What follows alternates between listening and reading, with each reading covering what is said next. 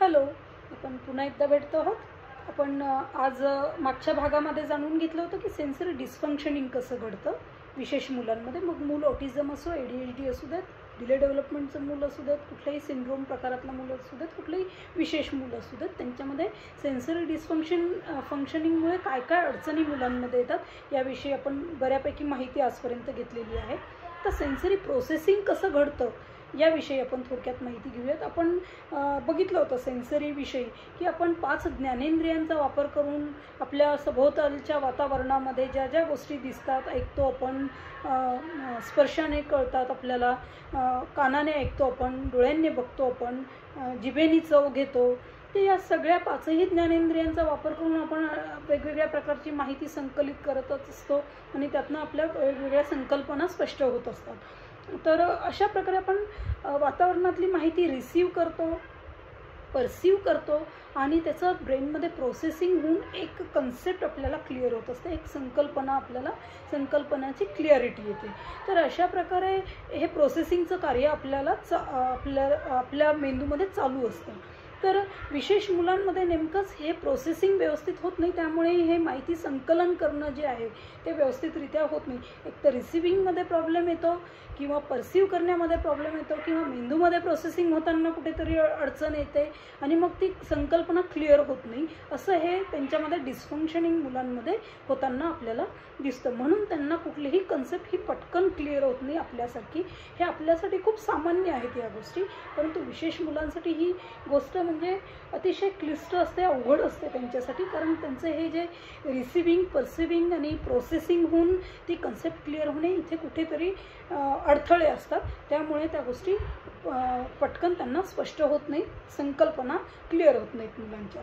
जर आपण एखादं उदाहरण जर घ्यायचं म्हटलं तर आपण एखादा जर बॉल हातामध्ये घेतला, तो बॉल घेतल्यानंतर आपण त्याचा आकार आपण स्पर्शाने फील करू शकतो की हा याचा आकार नेमका कुठला आहे. बॉलचा कलर आपण डोळ्यांनी बघतो की कुठला रंग आहे बॉलचा, आणि बॉल नरम आहे की कडक आहे हे पण स्पर्शाने आपण अनुभवतो. बॉल जर आपण खाली टाकला तर त्याचा आवाज ऐकून आपण बॉल हा प्लास्टिकचा आहे की रबरी बॉल आहे हे पण आपल्याला स्पष्ट होतं. तर अशा प्रकारे हे जे रिसीव्ह, परसीव्ह आणि प्रोसेसिंगचं कार्य जे आहे हे विदिन सेकंद आपल्या मेंदूमध्ये होत असतं आणि आपल्याला लगेच ती संकल्पना स्पष्ट होत असते की बॉल रबरी आहे की प्लास्टिकचा आहे, त्याचा रंग कोणता आहे, तो कडक आहे की नरम आहे. तर हे जे प्रोसेसिंग आहे सेन्सरीचं हे अशा प्रकारे आपल्यामध्ये सहज घडत असतं.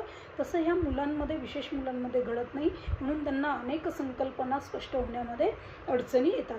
बऱ्याच वेळा पालक आमच्याकडे कंप्लेंट करत असतात, पालकांच्या अनेक कंप्लेंट्स असतात की मूल आवाजाला प्रतिसाद देत नाही, मुलाला ऐकायला येतं पण मुद्दामच करतं मूल. तर मुद्दाम करत नाही कुठलीच गोष्ट मूल, त्याच्या या रिसीव्ह, परसीव्ह किंवा प्रोसेसिंगमध्ये जिथे कुठे बिघाड झालेली असेल त्यामुळे मूल असं वर्तन करतं. बऱ्याच वेळा पालकांना वाटतं की मूल मुद्दाम करतं, त्याला ऐकायला येतं आहे, त्याचे बेरा टेस्ट झालेली, सगळं काही झालेलं आहे, तरी पण मूल मुद्दाम आवाजाला प्रतिसाद देत नाही आहे किंवा ऐकत नाही आहे. तर त्याच्यामागे ही जी प्रोसेसिंग जे आहे हे व्यवस्थित कार्य करत नसल्यामुळे ही अडचण मुलामध्ये आपल्याला दिसून येते. बऱ्याच वेळा पालकांच्या कंप्लेंट असतात की मूल कशाचाही वास घेतं मूल. तर त्याच्यामध्ये पण त्याची सेन्सरी स्मेल सेन्सची नीड जी असते ती फुलफिल करण्यासाठी मूल असं करत असतं. तर त्याच्यावरती काम केल्यानंतर मुलाच्या या गोष्टी बऱ्यापैकी कमी होतात मुलांमध्ये आणि हळूहळू त्या कमी होत होत मुलांच्या नाहीशा होतात. हे जे वर्तन आहे सेन्सरीशी रिलेटेड मुलांचं. बऱ्याच वेळा पालकांची कंप्लेंट असते की मूल साबण पण चाटतं. तर बऱ्याचशा विशेष मुलांमध्ये या कन्सेप्ट नसतात की खायच्या वस्तू कुठल्या आहेत आणि न खाण्याच्या वस्तू कुठल्या आहेत हे त्यांना कळत नाही, त्यांना चव कळत नाही. म्हणून ती कुठलीही गोष्ट दिसली की तोंडात घालणे किंवा त्याला चाटून बघणे ही सवय मुलांमध्ये दिसून येते. तर हा पण एक सेन्सरीशी संबंधित इश्यू आहे मुलांचा. तर या अशा अनेक वेगवेगळ्या कंप्लेंट्स पालकांच्या येतात. मूल सगळ्या प्रकारचे पदार्थ खात नाही किंवा एकच पदार्थ मूल खातो, आवाजाला प्रतिसाद देत नाही मूल, एका आवाजात आवाज देत नाही किंवा वळून बघत नाही मूल, कुठल्याही गोष्टीचा वास घेतं. अशा वेगवेगळ्या अनेक पालकांच्या कंप्लेंट्स असतात आमच्याकडे.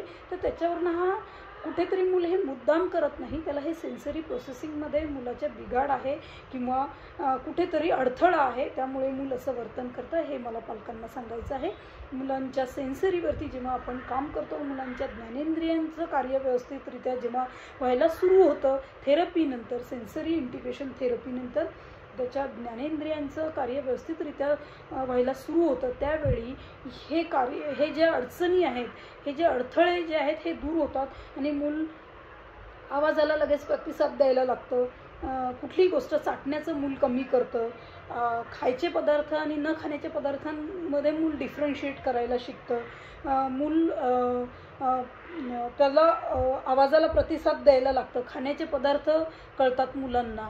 तर अशा प्रकारे हे जे आहे त्याचं कार्य व्यवस्थितरित्या व्हायला लागतं आणि मूल सेन्सरी प्रोसेसिंग व्यवस्थित होतं मुलाचं आणि मूल आपल्याला व्यवस्थितरित्या रिस्पॉन्ड करायला लागतं.